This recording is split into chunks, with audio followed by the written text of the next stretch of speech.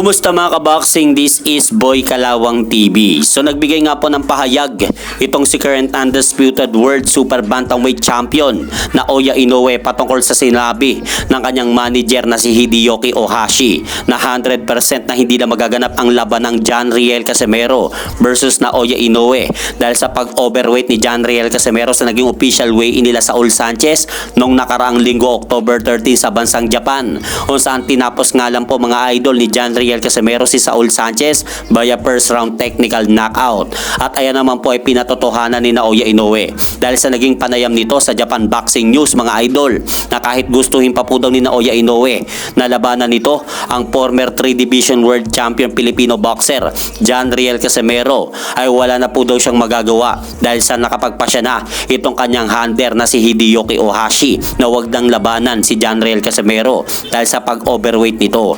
Pero naniniwala naman po mga idol si Naoya Inoue na may abilidad itong si John Riel Casimero sa ibabaw ng lona. Kaya dahil sa mga sinabi ni Naoya Inoue kay John Riel Casimero, makikita natin na talagang inirerespeto ng Hapon ang lakas at galing ni former 3 Division World Champion John Riel Casimero kapag ito po ay lumalaban sa ibabaw ng lona. At sa kabilang balita naman po mga idol, matapos matalo si former WBO World Super Welterweight Champion Tim Tszyu dito sa kamay ni current IBF World Super Welterweight Champion Bakram Murtasalyev via third round technical corner stoppage noong linggo sa Florida, USA, sinabi po ni Bakram Murtasalyev na napabilib po daw siya sa ipinakitang tapang ni Tim Tszyu sa ibabaw ng lona matapos niya itong talunin at pabagsakin ng 6 na beses sa lona.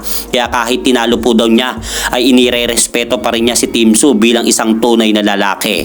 At hanggang dito na lang po muna ang aking update sa mga aganapan sa mundo ng boxing. At syempre mga idol, huwag nyo rin pong kalimutan, pakisuportahan nyo naman po muna ang ating munting channel. Maraming salamat po.